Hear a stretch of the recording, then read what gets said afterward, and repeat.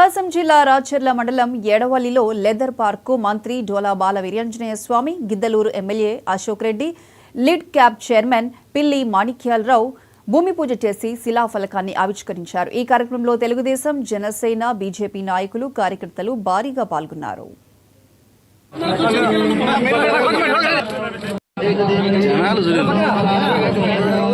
కొంచెం సైడ్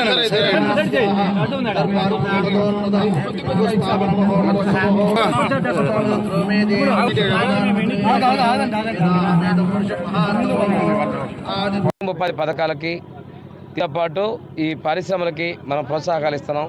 గత ప్రభుత్వంలో లిడ్ క్యాప్ భూములు అన్యాక్రాంతమైన విజయవాడలో కోట్లాది రూపాయల కలిగిన భూములు కూడా ధారాదత్తాలు చేసిన పరిస్థితి. వాటిని కూడా మేము విడిపించే ప్రయత్నాలు వస్తూ ఉన్నాయి. ఇవన్నీ కూడా పేదల పట్ల ఈ ప్రభుత్వ ఆస్తుల మీద వాళ్ళకి చేసిన నిర్లక్ష్యాలని మేము అన్నీ కూడా ప్రక్షాళన చేసుకుంటా ముందుకు వస్తున్నాం. భవిష్యత్తులో ఇక్కడే కాదు, జీకొండూరు, అదేవిధంగా తిరుపతి, చాలా చోట్ల ఈ లిడ్ క్యాప్ భూములు కూడా ఉన్నాయి.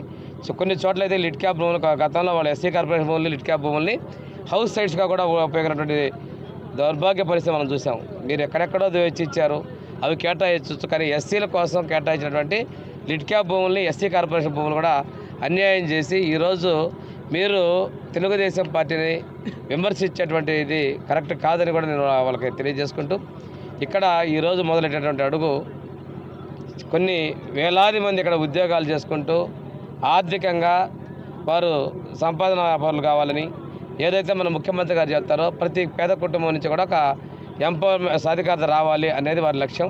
ఆ లక్ష్యానికి నాంది గిద్దలూరు నియోజకవర్గం ఇక్కడి నుంచే మొదలవుతుందని కూడా నేను తెలియజేసుకుంటూ, మన